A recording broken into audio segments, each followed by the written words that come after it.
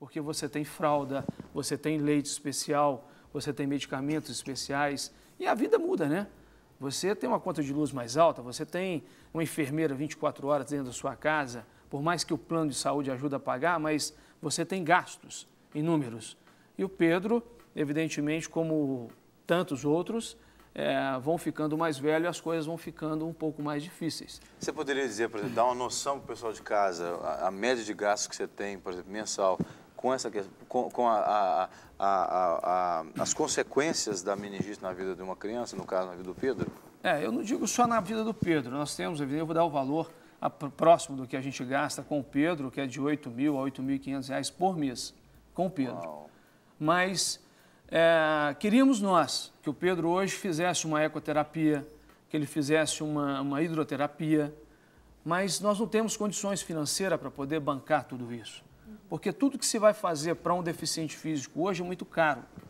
Então, por isso que a gente tenta, nem tudo é o dinheiro. 1 milhão hoje não põe o Pedro Arthur andando.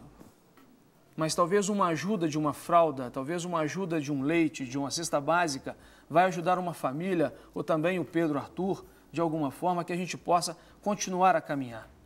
Porque o meu problema ele não vai só até no mês que vem. O meu problema é a longo prazo. Então, Pedro Arthur, eu tenho fé, acredito, não me iludo, mas eu tenho fé que a medicina está avançando, como foi o marca-passo diafragmático, ele agora está saindo do aparelho respiratório, o Pedro Arthur vai voltar a andar. Amém. Ele tem toda a sensibilidade do corpo porque ele teve uma lesão diferente do que a meningite apresenta, geralmente, né?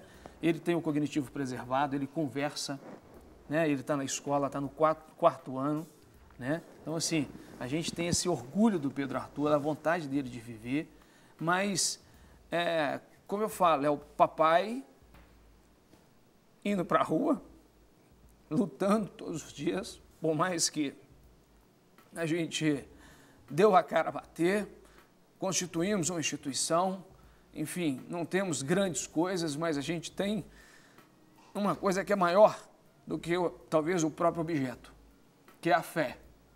De você ver o seu filho em cima de uma cadeira de roda, mas dizer o seguinte: filho, enquanto o papai tiver força, enquanto as outras pessoas entenderem o nosso recado e saber que a causa ela é justa e que pode acontecer tanto com a criança quanto tanto com o adulto, a gente vai lutar. Não, é legítimo o que você está falando, né? Porque as consequências que isso traz na vida de uma pessoa são muito sérias.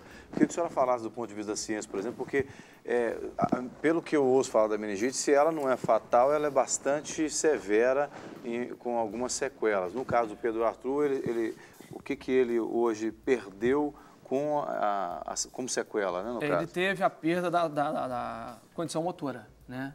Ele não consegue movimentar. Não anda, não mexe o braço? Não, muito pouco. Você pede o Pedro, como eu falei, ele tem toda a sensibilidade, mas só que é muito pouca. Então, você pede ele para abrir e fechar a perninha, ele abre e fecha a perninha muito pouco, que é o que a gente fala, a gente não tem condições financeiras para poder avançar um pouco mais. A doutora sabe muito bem disso, é a questão da ecoterapia, que podia trazer um resultado melhor para ele, da hidroterapia, né? E outras coisas mais, que poderia ele fazer uma terapia ocupacional um pouco mais forçada, né, doutora? Para poder dar a ele um suporte maior. Isso não tem incentivo do governo, por exemplo, para esse tipo de Deixa eu até coisa? estender a pergunta do Jean também, junto com a outra pergunta. O que é que acontece? A gente sabe que existem as vacinas hoje, que é para prevenção até mesmo dessas sequelas e a senhora vai também falar do que pode ser feito para depois ajustar essas sequelas. Mas o que eu queria perguntar, é uma pergunta geral aqui também de Twitter, do pessoal do CAT, se as vacinas que estão disponíveis na rede pública são suficientes, quais são, doutora? Se a gente tem que migrar para uma particular, a senhora podia falar assim, essa vacina, não abra mão dela, nem que você tenha que pagar, tome ela, dá um geral, um panorama daquilo que é a prevenção da meningite, se é o normal e depois a sequela, o que pode ser feito. Se ela é eficaz, realmente. E se ela é eficaz. Na verdade é o seguinte, toda vez que você vacina uma criança, você está tentando imunizá-la e protegê-la contra uma posterior infecção. É raro você ter uma vacina hoje que fala assim, olha, está 100% protegido. É em torno de 70% a 98% nas diversas vacinas que tem. Então, claro que se você vacinar, você vai ter uma proteção ampla, extensa. Você não garante 100%, Por quê? Pelas próprias questões de imunidade, enfim. Mas você já garante uma boa proteção. Atualmente, graças a Deus, nos últimos 3 anos, as vacinas disponíveis pelo Ministério da Saúde são vacinas que cobrem tudo. Em rede pública? Em rede pública, que seriam com 2, 4 e 6 meses, eles tomam a Penta-BR, que engloba a hemófilos influenzae B, que é uma das principais causas de meningite, que atualmente é raríssimo você ver, porque a hemófilos influenzae B é uma vacina que já está aí na rede pública desde a década de 80, 90, então já é raro você ter um caso por isso. Geralmente esse pessoal muito do interior, muito da roça, que não tem condição nem de posto, porque nas grandes cidades, no centro um pouquinho maiores já tem. Então, 2, 4 e 6 meses você toma a Penta-BR, que engloba a hemófilos influenzae B, você toma a pneumocócica, pneumo 10, e com 3 e 5 meses você toma a meningocócica, tá? Essas vacinas depois se repetem com 1 ano e 3 meses. Atualmente, existe na rede privada a pneumo 13, que, como eu falei, em vez de ela englobar 10 sorotipos da pneumo 10, você tem 13 sorotipos. Essa vacina é paga, essa vacina é particular. Custa o quê? Uns 300, 400 reais? Entre 200 e 300 reais. Uhum. Então, alguns pais optam por dá-la com 2, 4 e 6 meses e repete com 1 ano e 3 meses. Além da de 10 ou não? Não, Essa aí substitui, você a de 10, você põe a por 13. Outros pais, assim como atualmente o Ministério da Saúde brasileiro, diferente da sociedade brasileira, que tem algumas nuances, ele preconiza 2, 4 e 6 meses a pneumo 10 e com 1 ano e 3 meses você dá a pneumo 13, caso os pais tenham condições. O que é importante a gente falar, porque eu sou professora do Hospital das Clínicas e tenho um consultório particular. Então, você não pode diferenciar o paciente. Eu vejo alguns alunos meus falando assim, porque até me chamam de tia, gozando, né? Pela minha cara, né? Eles até me gostam e falam assim, tia, que é isso? Você vai falar para esse paciente aí de vacina particular e não tem condição? Aí eu falo para os meus alunos, eu falo o seguinte, quem tem critério para avaliar se tem ou não condição é a família. A obrigação do pediatra é avisar. Claro. Avisar as condições, avisar o preço e avisar o benefício. Quem define se vai pagar ou não é o pediatra, é a família. Mesmo porque isso é uma prioridade completamente Exatamente. Mas tem muito pediatra que vê e fala assim, não vou nem falar, essa família não tem condição. Não somos nós que julgamos a condição familiar. Talvez foi o que tenha acontecido com você, então. Exemplo de pediatra, exemplo de pessoa, exemplo de profissional que tem esse olhar. Porque como nós não tivemos essa situação, aconteceu. Evidentemente que é um propósito de Deus, está aí, aconteceu, a gente não lamenta, muito pelo contrário, a gente busca lutar para poder salvar outras vidas e também salvar a vida do Pedro, mas eu queria que a doutora fizesse uma colocação com relação a 10 valente.